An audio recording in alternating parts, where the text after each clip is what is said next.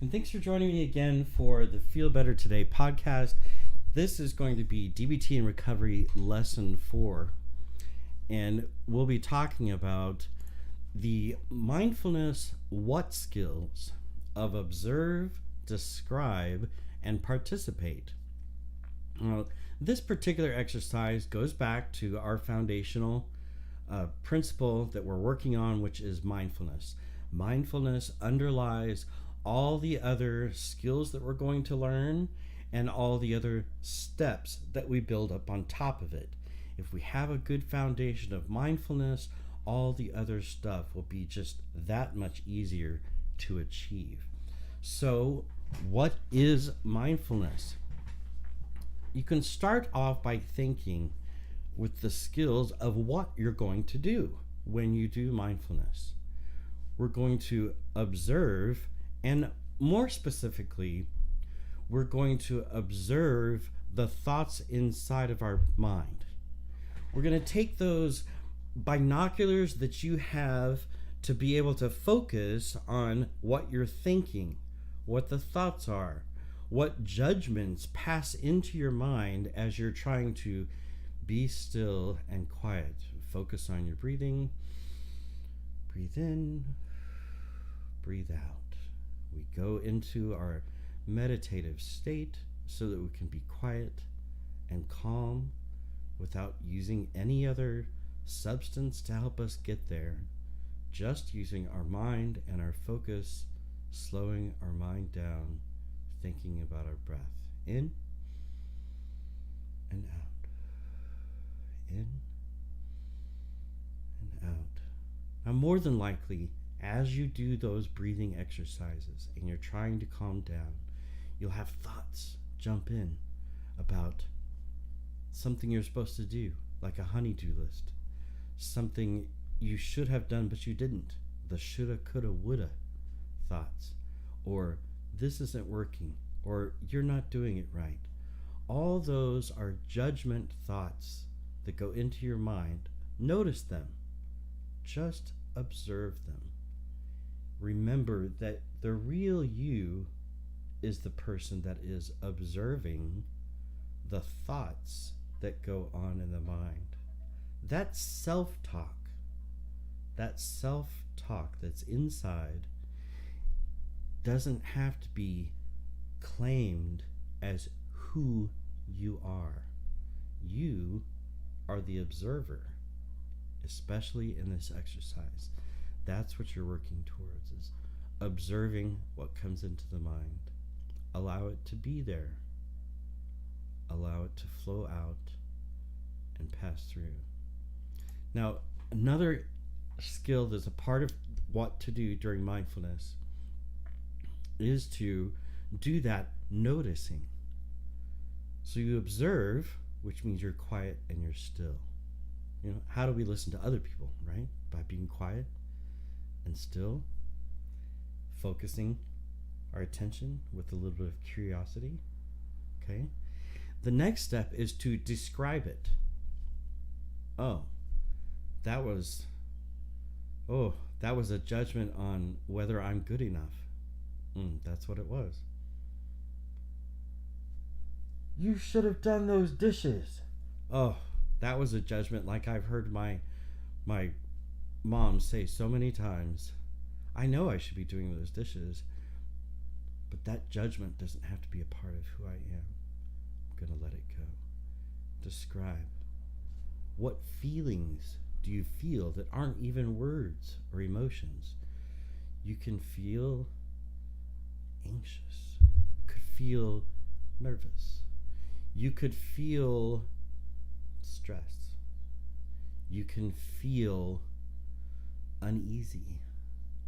You can feel like something is out of the ordinary. Simply observe and describe. Let them go on. Now, another part of this practice that is so important is to be a participant. You've heard, especially in regards to recovery, but also in therapy or any type of thing where you're working on something to make a difference, including your education, where you're trying to learn things, is you have to be an active participant in order to really feel the difference. In order to learn the material, you learn much better by being an active participant. If you want to transform yourself and change your life, the things that you're doing, you have to actually actively participate in them. Now let's think about the fact that we're still talking about mindfulness and what to do during mindfulness. There are things that we can do that we can act mindful as we participate. I chose this image because planting something that grows has meaning in the imagery of planting something that grows. The seed of transformation that you are planting by watching this video, by looking at materials, by going through the 12 steps, by going to meetings, by learning new skills of how to deal with your life, changes your life interruptions, your life's obstacles. By doing those activities to find out ways to deal with that, you are participating, right? And during that act of participation, let's slow down the process and be mindful as we participate. Observe what you do. Describe, I'm planting this plant so that it will grow into something special. By slowing down, focusing just on that with your observations, your description of what's happening, and you're actively participating. That's a way to be actively mindful. At first, it may appear to happen slowly, with very much intention and purpose on your part. That's the practice, right? Practice makes perfect. Practice leads you to progress.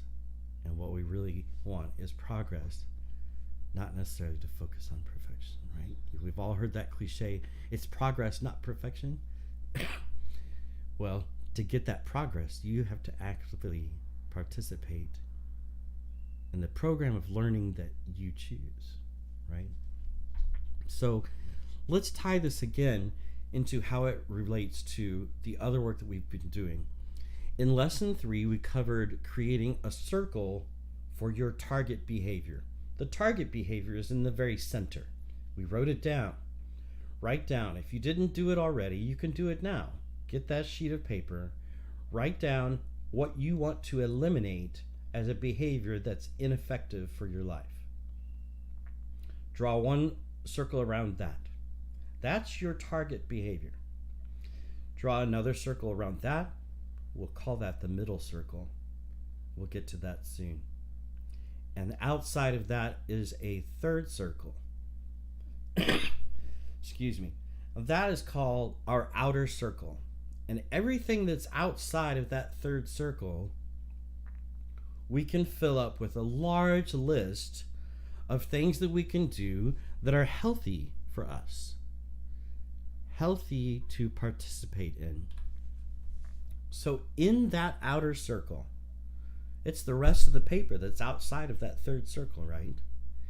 We're going to write down the ideas of activities that are beneficial or at least not harmful. So that, what could that include?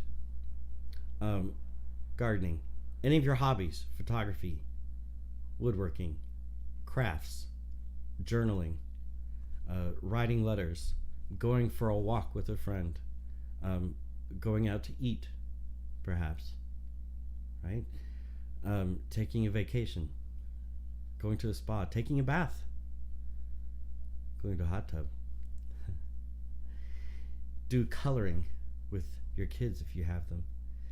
Those are all examples of outer circle activities. Going to church, joining a community, being a part of a club. Outer circle activities are healthy for us, and they allow us opportunities to mindfully participate and whatever that activity may be. And it's healthy for us.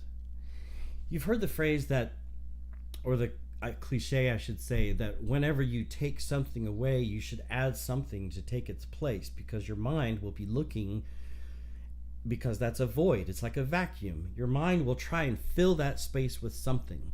So if your target behavior is eliminating something that used to take up a large portion of your life, replace it with something from these outer circle behaviors that are healthy for you.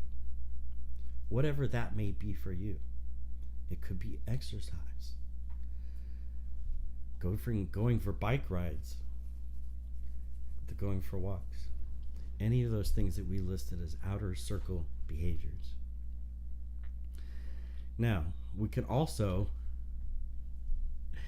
think about participating even in our simple, everyday things that we need to do to maintain our environment and show pride in the life that we have now. Mindfully participate in each of those healthy activities. Here you see Marge from The Simpsons doing the dishes, right? And you can think of this as one dish at a time. I'm going to clean off that mess. Even if you use a dishwasher, you often have to scrub off the mess, right? Before you put that dish into the dishwasher. How peaceful would it be if we could focus on just doing the dish and not thinking about what had happened during the day, thinking about what's going to happen tomorrow, thinking about what happened way in the past, or having anxiety about what's something that's coming in the future. But mindfully participate in the moment that you're in, to quiet the mind, to still the mind, to bring our focus to the now as we participate in outer circle activities mindfully. Yeah. Now, thank you for joining me today. I hope you enjoyed hearing about the what skills of observe your thoughts, your emotions, your feelings. Describe what they're like. Notice them. Let any negative judgments and self-talk pass away. And participate mindfully. Next lesson, we're going to be covering the how skills. So this was what you do during mindfulness. And our next lesson will cover how you do those things. So I hope you join me for that. If you'd like some additional resources on our Feel Better community, please go to feelbettertoday.us, or you can think of it as feelbettertoday.us. And I look forward to seeing you there, sharing resources that might be helpful. You can be a part of a community. We even have our own app for Feel Better Today, thanks to the mighty networks. And through that app, you can communicate and stay in touch with other people. And the whole point is to have a platform that is all for encouragement, positivity, and optimism to help each other feel better today. Have a good one. Thanks for joining.